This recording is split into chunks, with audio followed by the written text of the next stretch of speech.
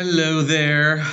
It's been a while with spring break being in there and just taking some time to get through Act 4. By now, you should have finished reading through Act 4. So this is, again, just kind of my breakdown and general look or summary of Act 4 of Romeo and Juliet. Short act. Think it's probably the shortest act of the play so far, and I also think it's the easiest act to get through. There's not a lot that happens in this act, and this is definitely an act that's setting up for the big finale that will take place in the final act, Act 5. So, with no further ado, let's just get into this. And here's my breakdown. So, Act 4, Scene 1 picks up immediately after the end of Act 3. So, Act 4 begins with Paris going to see Friar Lawrence, asking Friar Lawrence, trying to convince Friar Lawrence to marry him and Juliet. And Friar Lawrence is arguing against it and does not think it's a good idea. Using, in a little bit of irony, he's using the same arguments with Paris that he used with Romeo about why he has reservations about marrying him to Juliet. Friar Lawrence is telling Paris that he thinks it's happening too fast and that it's too soon. They barely know each other, and that it's just happening too fast. Paris describes that this is actually Juliet's parents' idea to have them get married so soon because they don't want her wallowing in her grief over what they think is Tybalt's death. In reality, Juliet is depressed because of Romeo's banishment. But again, her parents don't know that. Her parents think it's because of Tybalt. So there's that. Okay. Then what we the audience know, a little bit of dramatic irony, is the real reason Friar Lawrence doesn't want to marry Paris and Juliet, and that's because of, well, Friar Lawrence knows that Juliet is already married to Romeo, and he does not want to break his vows to God or to the church by marrying her to two different people. So Lawrence, he really does not want to do this. But again, his hands are kind of tied where he can't really come out and say why he doesn't want Juliet to marry Paris. He can't. It's not like he can come out and just say she's already married. So it's kind of a bind that he's in as well. It's around that moment that Juliet comes in and sees Paris there. And she and Paris actually have a conversation where you see Paris trying to be a bit flirtatious with Juliet. Well, not necessarily flirtatious, but show some compassion and concern and love for Juliet. And Juliet really has none of it. Juliet speaks in a very kind of evasive and vague fashion here, where she's not lying to Paris, but she's being vague enough where she kind of intends for this. He misinterprets pretty much everything she says to the point where Paris, again, thinks that Juliet is sad because she's mourning Tybalt's death, and that she is shy about her feelings for him, and that she doesn't really want to openly acknowledge that she has feelings for him. And it's important to recognize that Paris does not know that Juliet does not want to marry him. He does not know about the argument that she had with her parents in the previous act. As far as Paris is concerned, Juliet, he assumes that she wants to do this and that she's not opposed to it. Whereas we know that she does not want to marry Paris, like, at all. That's a kind of a hard line, a hard no for her. While we also really know that, again, Juliet does not want to marry Paris, and also that Juliet's really upset not because of Tybalt, but because of Romeo's banishment. Anyway, so after Paris leaves. Juliet tells Friar Lawrence that she's there to get advice. Again, continuation from her scene at the end of Act 3, where she says she was going to seek out advice from Friar Lawrence. And basically, she gives Friar Lawrence a pretty just stern ultimatum, where she tells him that she doesn't really see any way out of this situation, where she will not marry Paris because she does not want to break her vow to Romeo or to God. And she does not see any way out of this situation other than by killing herself. So basically, she tells Friar Lawrence that if he can't come up with a plan to get her out of this situation and to make it kind of work out, then she'll kill herself. And Friar Lawrence, to his credit, does come up with a plan to try and fix everything. He even admits that it's a really risky, really complicated plan. There's a lot that can go wrong. He even describes it to Juliet as, this is a really desperate plan. Like, this is really the last desperate attempt to make everything work out. But if she's desperate enough to kill herself, then she'll probably be desperate enough to try something like this. And she agrees, and the plan is that Juliet first, she needs to go back to her parents and agree to marry Paris and act happy and excited about marrying Paris. And Lawrence gives her a sleeping potion that he says will knock her out for 42 hours. It will stop her heart. It will stop her breathing. And that for 42 hours, she will appear to be dead. In reality, again, it's just a sleeping potion. She will wake up as if from a very deep sleep in 42 hours. But again, to everybody else, it will seem like she's dead. And he gives this to her and tells her that she needs to take this potion the night before her wedding. So within the universe of the play, it's a Tuesday, and she is supposed to get married on that Thursday. So she needs to take this potion on Wednesday night before she gets married. And therefore, that way, in the morning, when people come to wake her up for her wedding, they'll find her. Her family will think that she's dead. Paris will think that she's dead.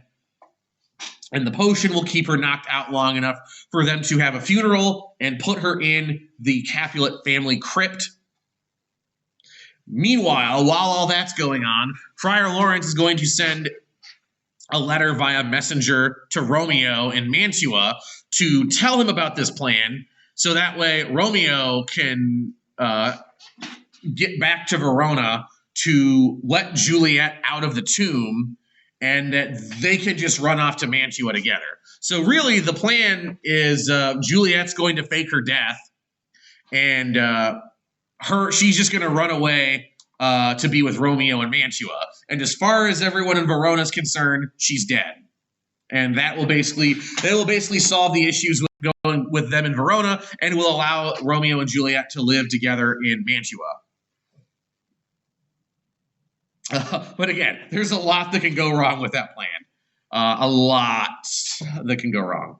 So that's scene 1. Scene 2 starts with the Capulets planning and preparing for Juliet's wedding. Capulet, again, you see Capulet sending servants out with guest lists to invite guests. You see him sending servants out to hire cooks. And then when Juliet returns, Juliet is going along with what Friar Lawrence told her to do.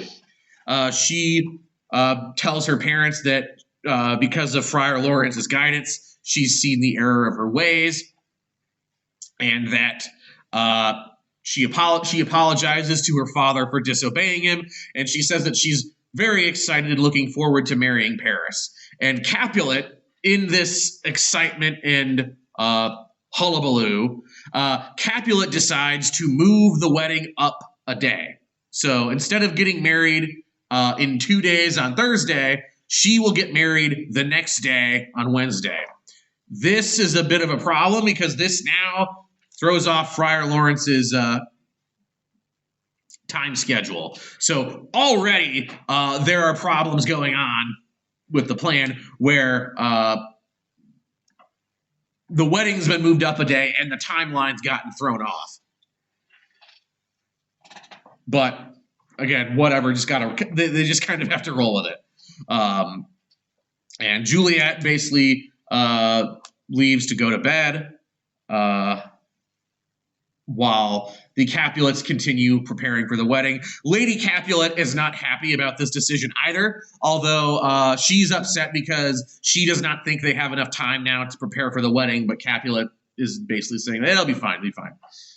That's scene 2. Scene 3 then, Juliet is basically preparing for bed, and she sends the nurse out of the room so she can basically spend the night by herself and be alone. And as she tells the nurse to reflect on things before she gets married. In reality, she needs to be alone so she can take the sleeping potion. And as she's alone, Juliet, before she takes the potion, starts making a list and running through everything that she can think of that could possibly go wrong. Starting with that the potion doesn't work. That she drinks it, it doesn't work, and that she basically winds up having to go through it with the marriage and marry Paris. However, she decides in that instance that if that happens, she'll just have to go back to her original plan and kill herself. Her second concern is that when she drinks the potion, it's not actually a sleeping potion, it's just poison. And basically that Friar Lawrence, not wanting to violate his own vows to God and to the church and marry Juliet, 2 different people, has decided to solve the problem for him by just poisoning and killing her. But she rationalizes that one away by saying that, well, Friar Lawrence, he's an honest, honorable person. He's never given her any reason to distrust him before this point, and that she should continue to trust him. There's no reason for her to not trust him. Then after that, she worries, what if Romeo doesn't come to let her out of the tomb? Or what if he doesn't get there in time? And she's just stuck in the tomb for the rest of her life. Or winds up stuck in the tomb. And that kind of leads her to some other concerns about being stuck in the tomb. Concerns about what if the potion wears off too fast and she wakes up in the tomb and has to spend time in this tomb before Romeo gets there. What if if she wakes up and has to spend time in the tomb because she wakes up too early or Romeo doesn't get there in time, she suffocates because there's not enough air in the tomb, or by seeing all of her relatives' dead bodies, particularly Tybalt's, she just goes crazy. And she doesn't really have a viable answer for these, only that the only course of action now is just to go through with this and hope for the best and hope everything works out and have faith that everything will work out. And right before she drinks the potion, she says that she sees Tybalt's ghost. Kind of a reflection of her own anxiety, and also, in my opinion, a manifestation of her guilt that her husband is the one that killed Tybalt, and that all of this mess is stemming from the fact that her husband killed Tybalt. And then she drinks the sleeping potion and goes to sleep and appears to be dead. Then scene 4 is really short. We find out that the Capulets have been preparing for Juliet's wedding all night, and that it's now morning, and Capulet sends the nurse to go and wake up Juliet. And that's scene 4, which takes us to the last scene of the act, scene 5, where the nurse discovers Juliet and thinks that she's dead, and that, at least in this regard, the plan is working. Her parents in Paris, they all think that she's dead, and Friar Lawrence is able to convince them that they need to basically switch the wedding plans over to funeral plans. And Friar Lawrence is basically trying to move the show along, get the funeral through, and get her in the tomb before she wakes up, and it's revealed that, nope, she's not actually dead. And again, her parents, Capulet in particular, makes a number of references in this scene about how their celebration is now mourning, and that again all their preparations for her wedding are now preparations for her funeral, and how death is effectively her husband. And that's Act 4. I mean, you have the weird scene with Peter and the musicians at the end, where Peter's asking the musicians, "Hey, can you play me a song to cheer me up?" And the musicians are like, "No," and it's really weird, and it honestly doesn't fit the tone of the scene. I really do kind of wonder why it's there, but whatever. I'm not. We can't. It's not like we can ask Shakespeare why he put it there. But anyway, so that's Act 4. As I said, short act, pretty simple act. So there's my breakdown of it. If you have any questions, let me know. Again, email me or get in touch with me, and I will do my best to answer them. You have your quiz over Act 4 will open tomorrow. Open book, open note, like before. So yeah, we're getting close to the end. We've only got one act left, and we're really getting towards the end of Romeo and Juliet. So take care. Hope everything's going well with you, and I will talk to you later.